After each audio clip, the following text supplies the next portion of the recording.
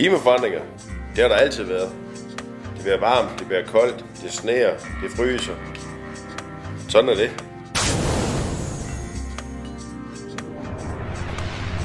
De sidste 100 års omfattende forandringer i klimaet er langt større end samtlige variationer de sidste 2000 år.